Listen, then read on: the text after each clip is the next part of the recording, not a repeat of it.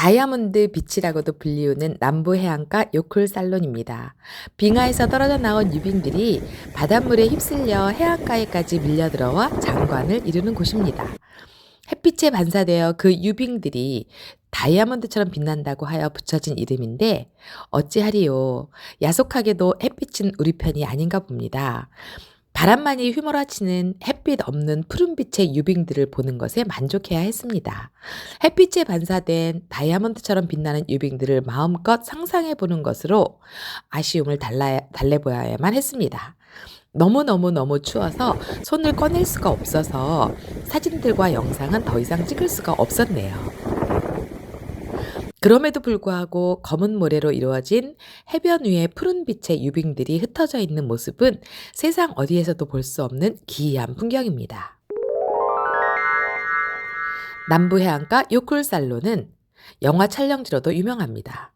007 영화 시리즈 뷰티 어킬, 그리고 007 어나더 데이, 툼레이더, 배트맨 비긴즈, 그리고 TV 드라마 시리즈 어메이징 레이스가 촬영되었다고 하네요. 아쉬움을 뒤에 남겨둔 채 다음 코스인 셀야란즈 포스로 운전대를 돌립니다. 이 폭포가 높이가 65m라고 합니다. 폭포 뒤로 걸어 들어가서 폭포의 뒷모습을, 그러니까 폭포에 쏟아지는 물의 뒷모습을 감상할 수 있는 폭포입니다. 물론 우비 필수이겠죠. 우비를 입고도 옷이 젖는 것은 감수를 하셔야 할 듯합니다. 저는 이렇게 세찬 물줄기의 뒷모습을 보는 것은 처음입니다. 신기하고 또 신기했습니다.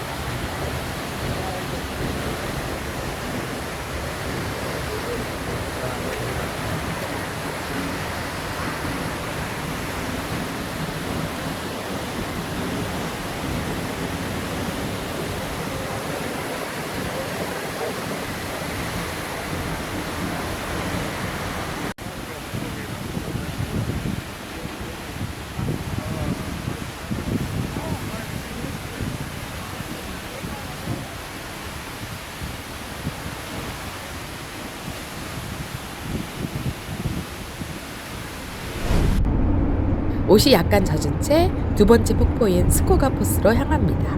포스란 이 나라 말로 폭포라는 뜻이랍니다. 이 폭포의 높이는 셀야란즈 포스와 비슷한데 폭이 25m로서 남부 지역의 최대의 폭포랍니다. 물소리부터 떨어지는 모습까지 웅장합니다. 폭포 옆쪽으로 계단이 가파르게 이어져서 꼭대기까지 올라갈 수 있는 탐방길이 있습니다. 현지 투어를 이용하니 주어진 시간이 제한되어 몇 시까지 모이라고 합니다만 전 저 꼭대기를 그냥 패스할 수는 없었어요. 저의 올라가기 본능이 작동하여 서둘러 아주 바쁘게 올라가 봅니다. 제한 시간이 넘게 도착해서 다국적 출신의 동행자들을 기다리게 할 수는 없는 일이죠. 그래서 정말 숨가쁘게 올라가서 정상에 도달합니다. 이렇게 힘들게 올라온 저에게 아이슬란드의 이 자연은 수고를 했다며 큰 선물을 한 개 아니 두 개씩이나 안겨주네요. 혼무지개가 아닌 저렇게 쌍무지개로. 이렇게 멋있을 수가 있나요? 이렇게 폭포 맨 위에서 아래로 쏟아져 내리는 엄청난 물폭포를 내려다보는 멋진 모습입니다. 아이슬란드의 여름 초록의 모습들과 어우러져서 너무 아름다운 모습이네요. 서둘러 올라갔던 길을 내려와서 무사히 제 시간에 도착합니다.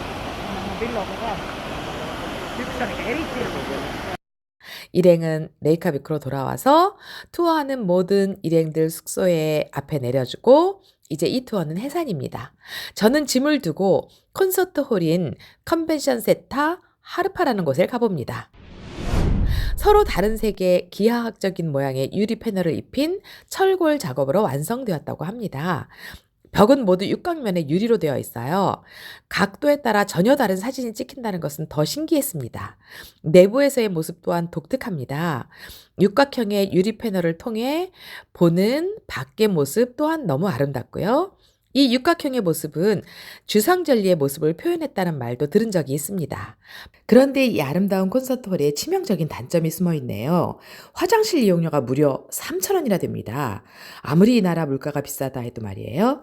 제가 화장실 이용료로 3,000원 내보는 것은 처음입니다. 또 다른 여행지에서도 이 가격은 없지 않을까요? 그럼에도 불구하고 이곳이 아주 매력적이라는 사실은 제게는 진리입니다. 밤에 조명이 들어오면 또 다른 모습으로 변신합니다. 빨갛고 파랗고 노랗고 또 보라색, 이런 다양한 색으로 독특함의 존재를 드러내 보입니다.